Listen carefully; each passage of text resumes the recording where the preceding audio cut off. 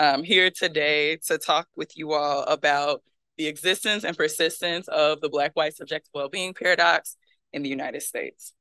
And something that's super exciting about being in this space here today is like I'm actually about to just run through this slide because we all are on the same page about it, right? So just to say that when I'm here talking about subjective well-being, I'm using both evaluative and hedonic indicators, and my focus really is on the determinants of subjective well-being that are health, financial standing, and strong relationships. That's where I'm focused today.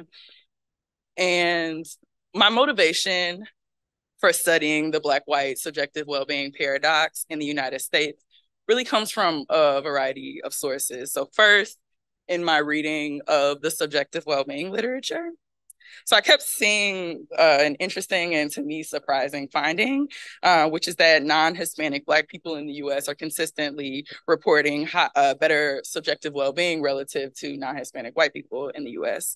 And I thought it was weird. And so when I got the opportunity to dig into the Gallup data for myself, I examined it and I found the same thing.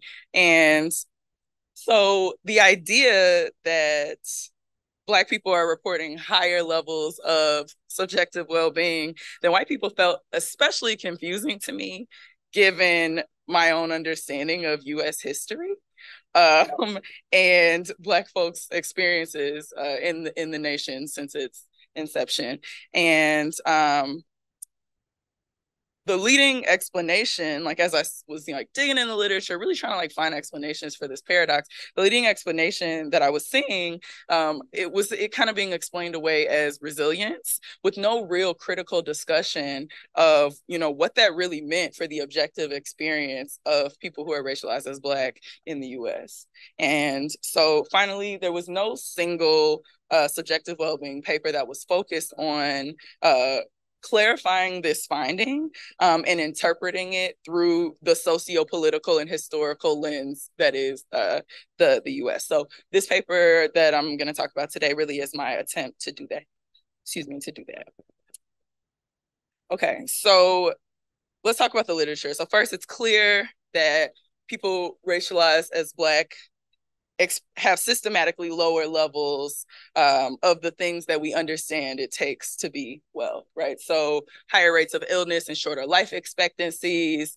Black folks in the US earn about half the wages of white folks.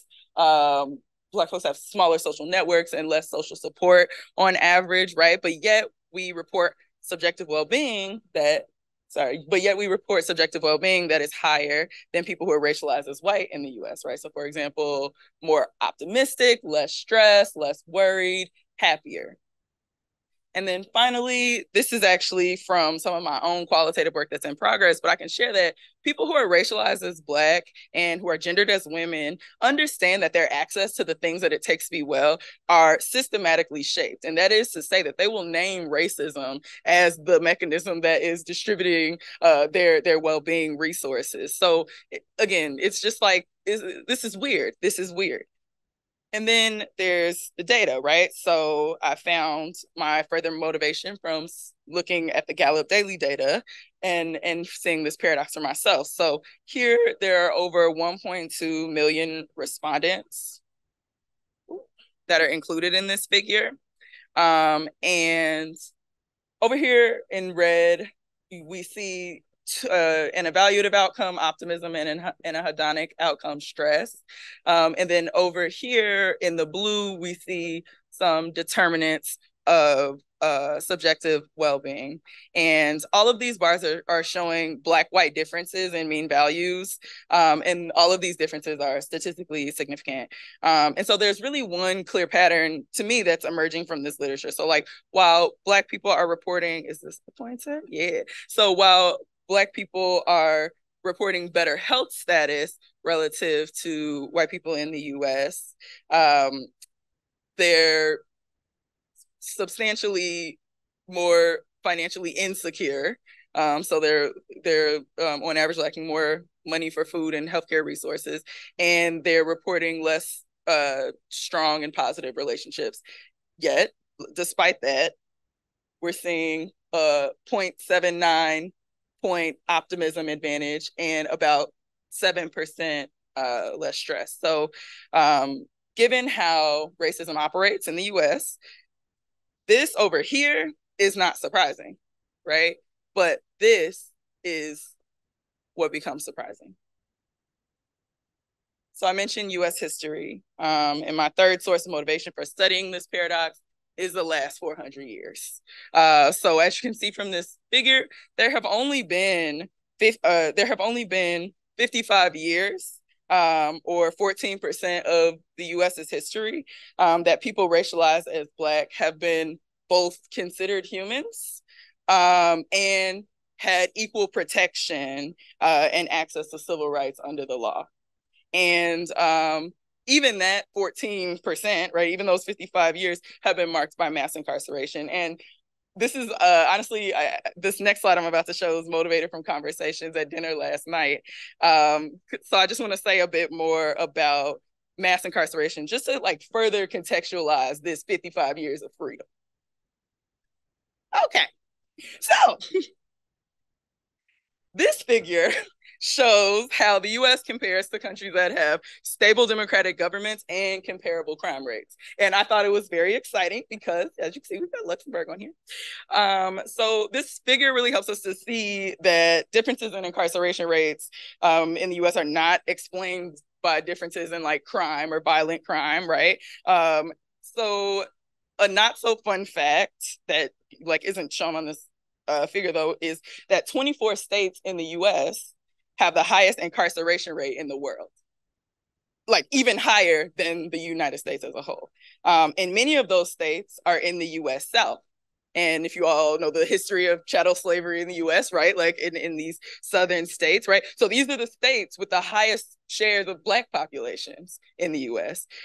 States like Georgia, where my mother's family is from and still lives. States like Mississippi, where my father's mother is from, right? States like Louisiana, Alabama, Texas, Arkansas, South Carolina.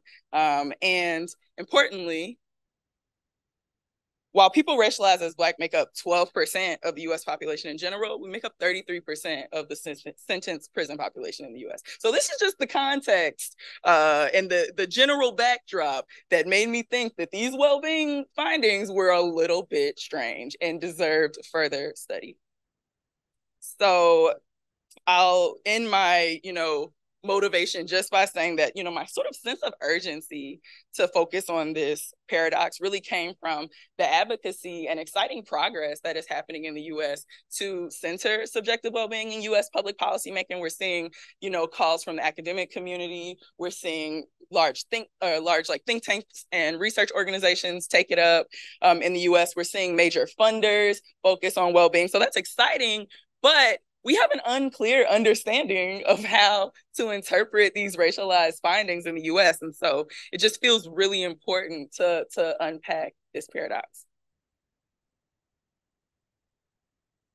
All right, I'm gonna move through this slide quite quickly. In fact, I might skip it all together. But I just have this here, and this is the last barrier before my research questions and findings.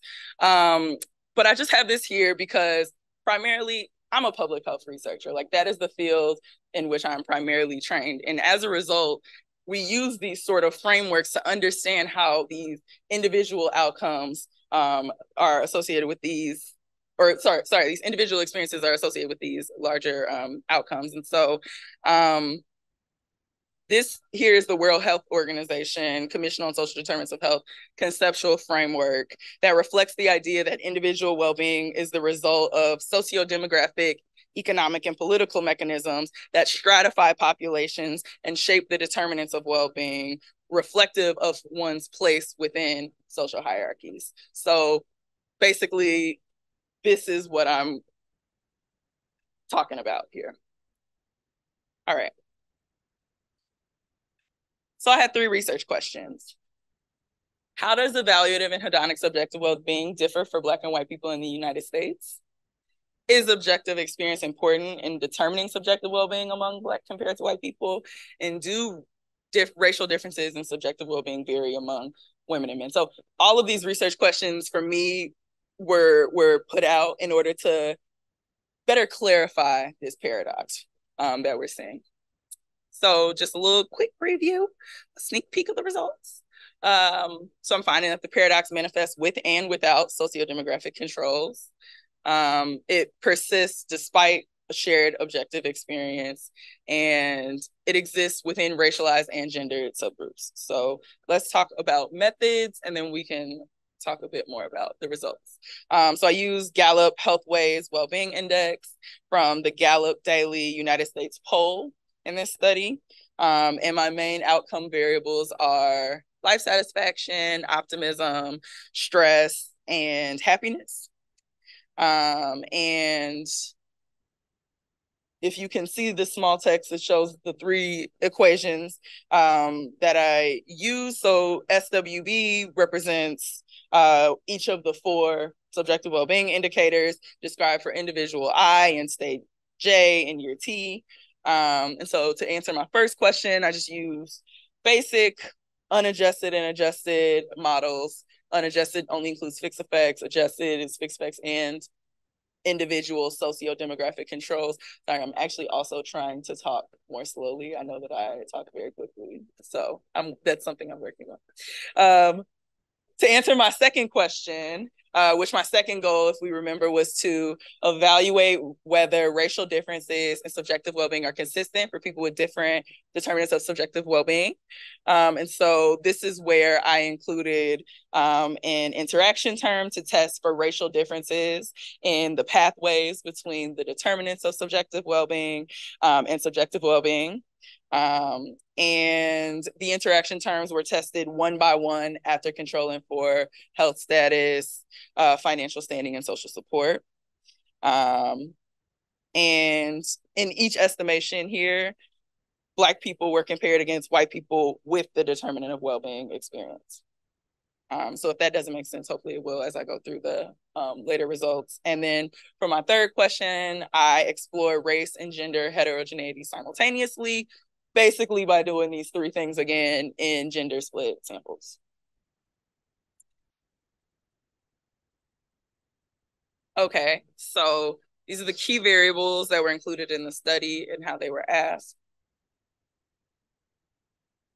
Excuse me. So again, you can see that I have my two evaluative indicators, life satisfaction and optimism, my two hedonic indicators, stress and happiness, assessing positive and negative affect. And then I've got two indicators for each of my three domains of determinants of well-being. So depression and health problems are my health status domain. Lack money for food, lack money for healthcare are my financial standing domain, and strong relationships and positive relationships are my social support domain. And again, you see significant differences in all of these, just at, you know, base level. Okay, so looking at the time, cool beans. Okay, so without controls, Black people report less satisfaction with current life, more optimism, less stress, and less happiness. So that's to say that I found a Black-white optimism and stress paradox before adding socio-demographic controls. And then, as you can see here, the addition of the socio-demographic controls, here we go, reduce the strength of the optimism advantage, but actually increase the strength of the stress advantage in the full sample. All right. And then the interaction terms indicating the relationships between Black people and the determinants of subjective well-being were significant in the unadjusted and adjusted models for both evaluative subjective well-being indicators, that is life satisfaction and optimism, and for stress. And this finding indicates that the relationship between health status, financial standing, and social support, and life satisfaction, optimism, and stress was different for people who are racialized as Black relative to people who are racialized as white.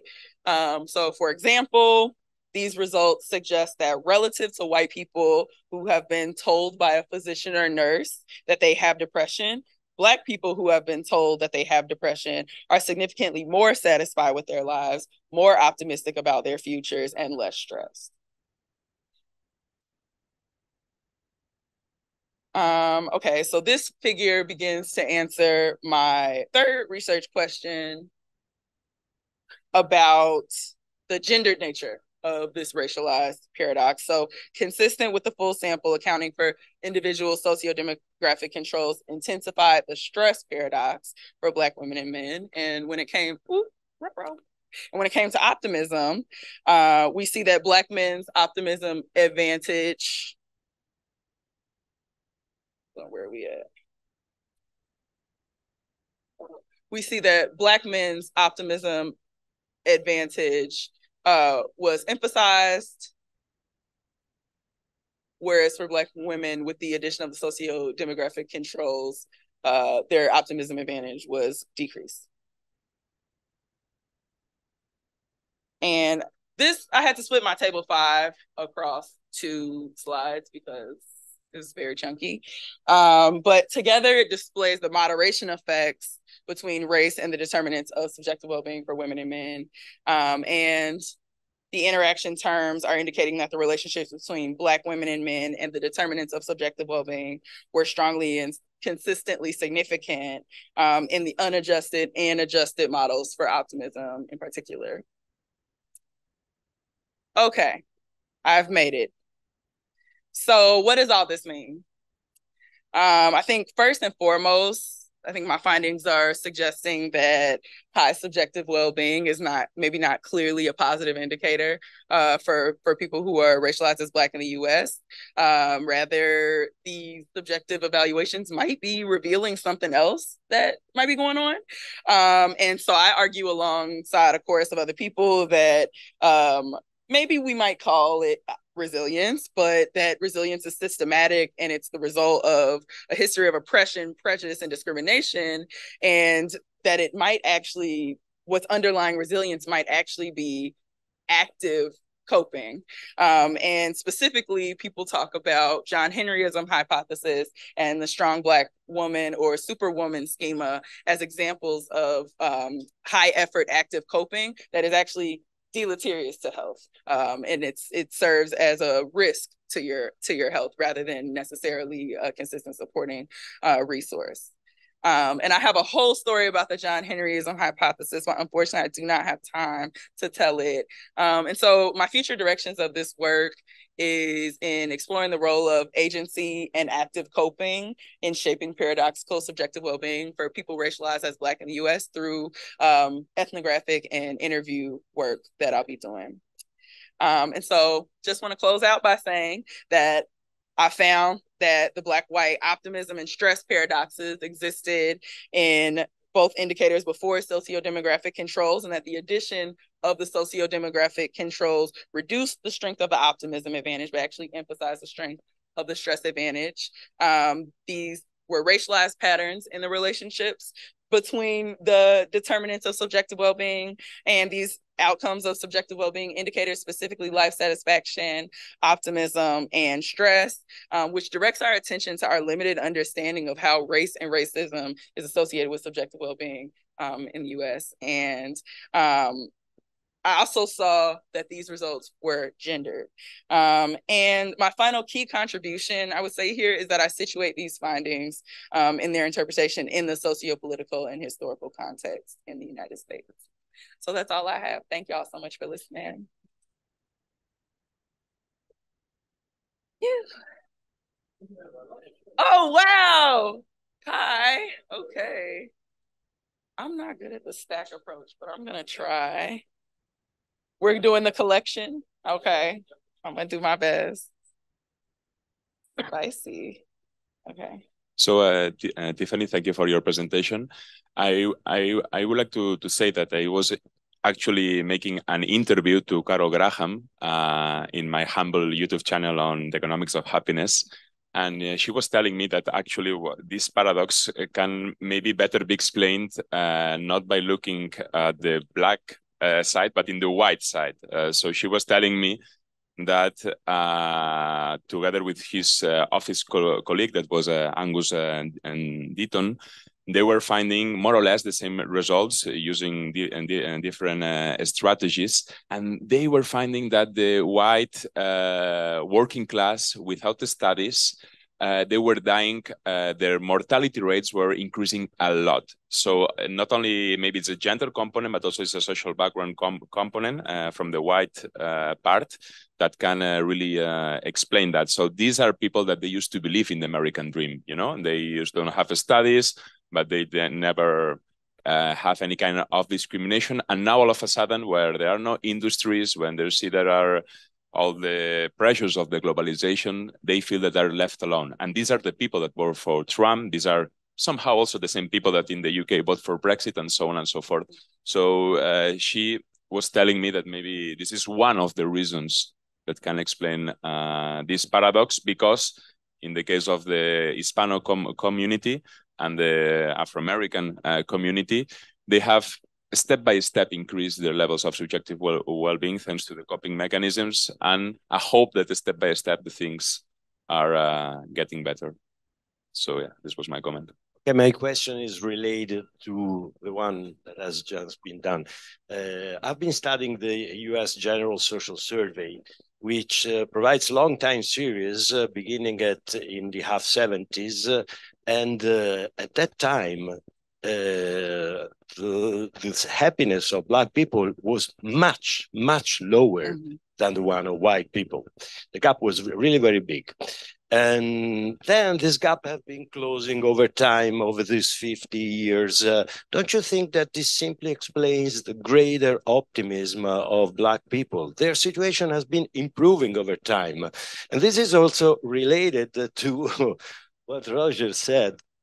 The American dream has turned to be an American nightmare for many white workers.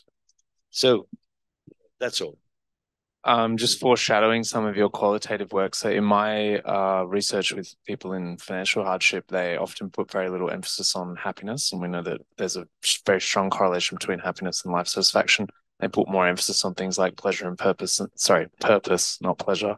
Do you have any sense for whether people racialized as Black in the US care about life satisfaction? Like, does that sort of come out for you in your qualitative work, and what would be your preferred measure of their well-being?